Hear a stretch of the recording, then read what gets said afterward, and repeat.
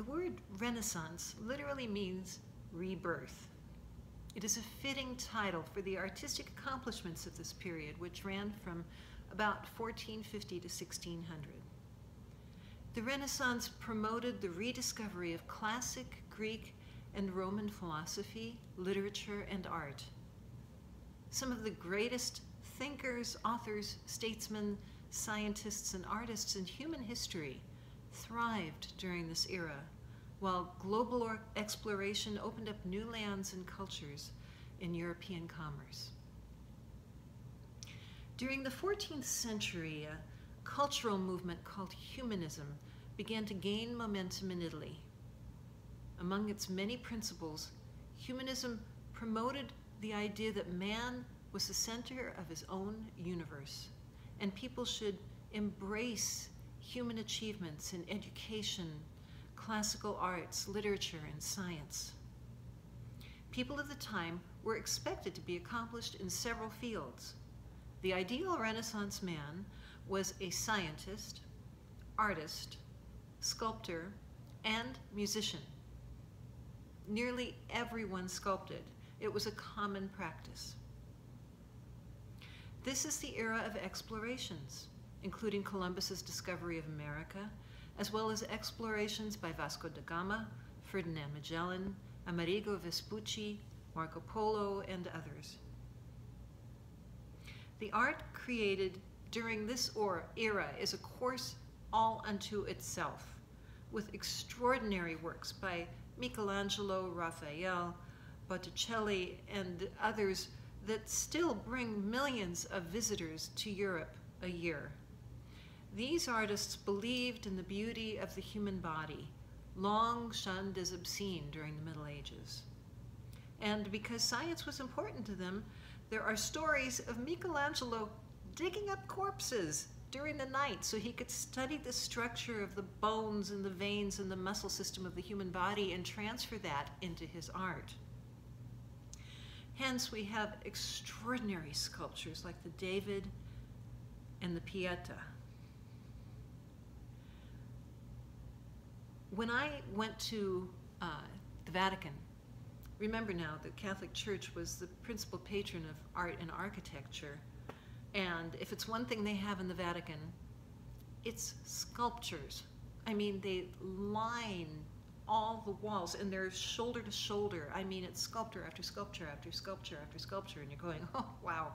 And so you walk around and you look at these things and you're saying, yeah, that's really good.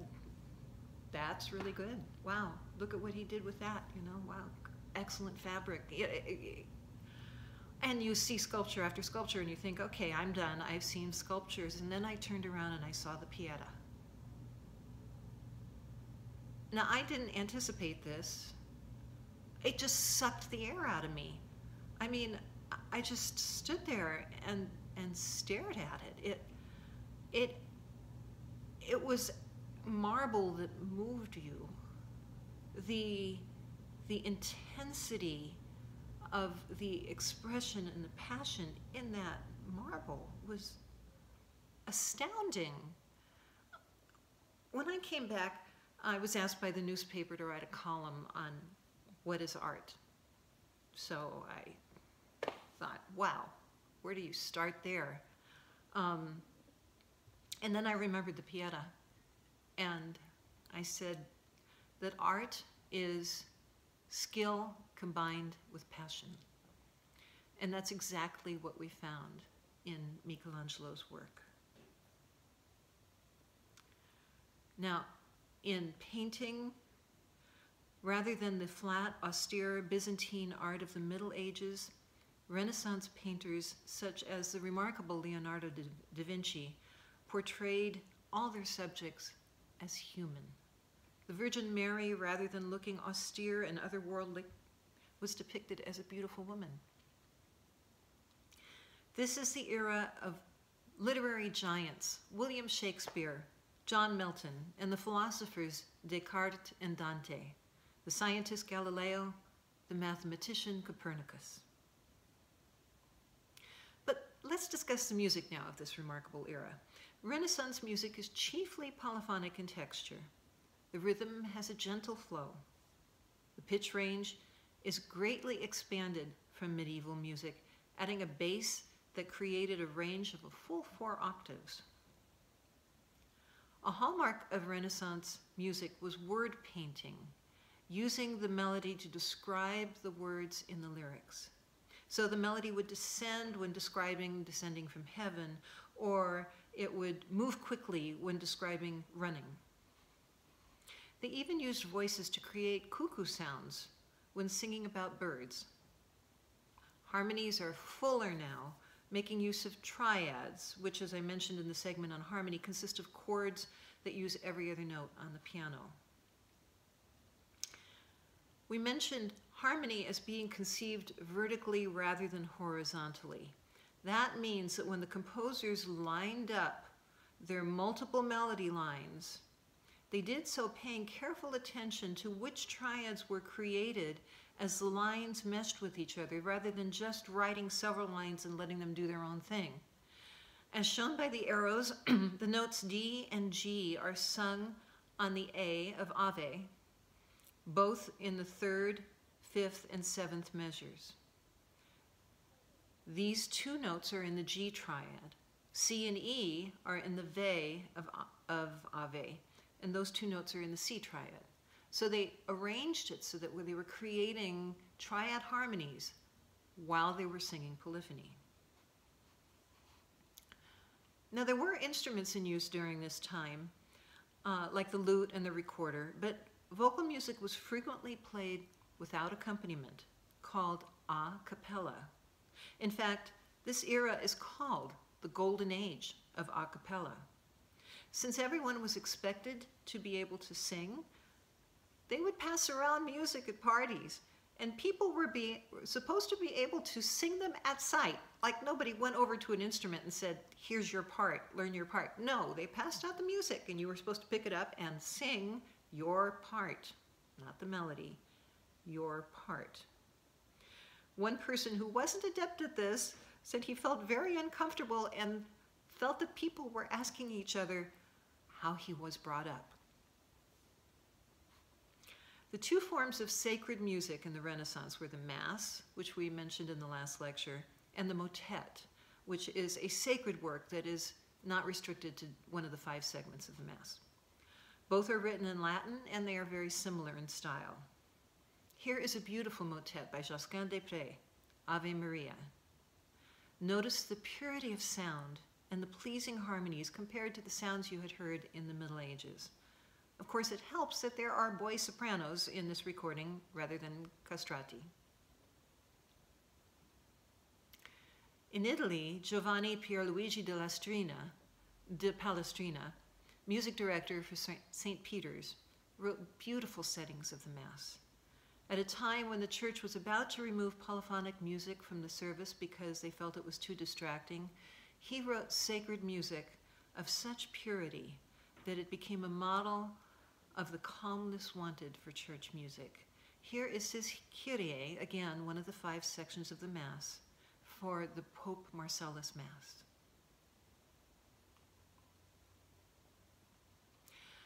An unusual kind of sacred music was created during the late Renaissance and Baroque, specifically for performance in St. Mark's Cathedral in Venice.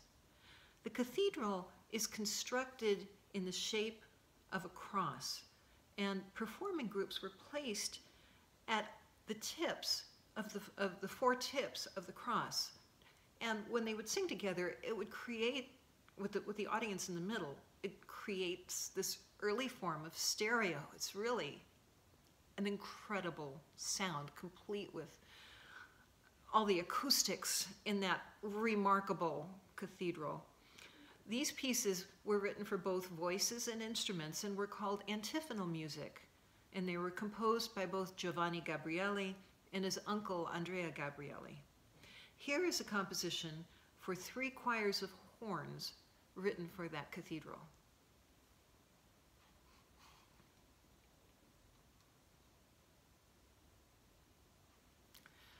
Yet the secular, or rather the non-sacred, music of the Renaissance is what we hear most today. The madrigal was a composition for 4 to 6 voices set to a poem, usually about love. The texture varies between homophonic and polyphonic. Listen for word painting and for more variety of mood than you hear in sacred music.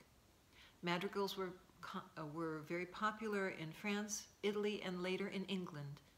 While you may not understand these French lyrics, you'll certainly get the message with the word painting depicting birds at 2 minutes, at 3 minutes and 15 seconds, and at 4 minutes and 45 seconds.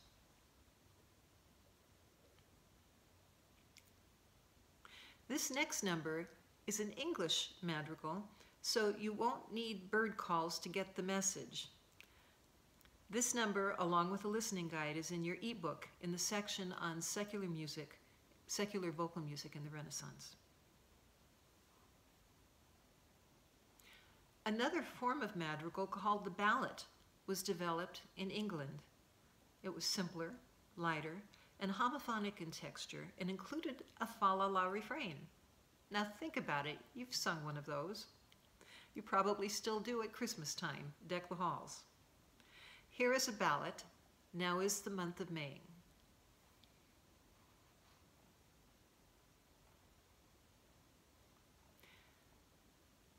In addition to ensemble works like madrigals, another popular style of secular music during the Renaissance was the lute song, a solo singer accompanied by the lute.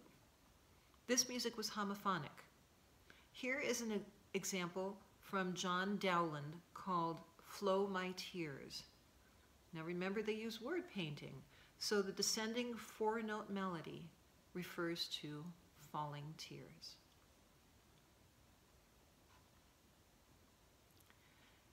Instrumental music was developed in the Renaissance and was often used for dancing. So in addition to doing everything else, being the scientist, musician, sculptor, etc., every accomplished person was also supposed to be a good dancer, and those who could afford it had dance masters teach them. Some Renaissance instruments, like the shawms and the crumhorns, have all but vanished, but the recorders are still played today. In fact, they are often the first instruments that children learn to play in school. Some instruments, like the organ, trumpet, harpsichord, and lute, have evolved in use during the centuries. Composers didn't designate which instruments they wanted to perform their music. Whatever instruments were around, played whatever composition was available. So ending this section on the Renaissance is a pair of dances. One is stately in duple meter. Remember, that means you're going to feel the downbeat every 2 beats. And the other one is in triple meter. Up until this time now, all music was supposed to be in triple meter in deference to the Holy Trinity, but in the age of humanism, that became less important. This listening guide is in your ebook in the section on secular music, secular instrumental music in the Renaissance.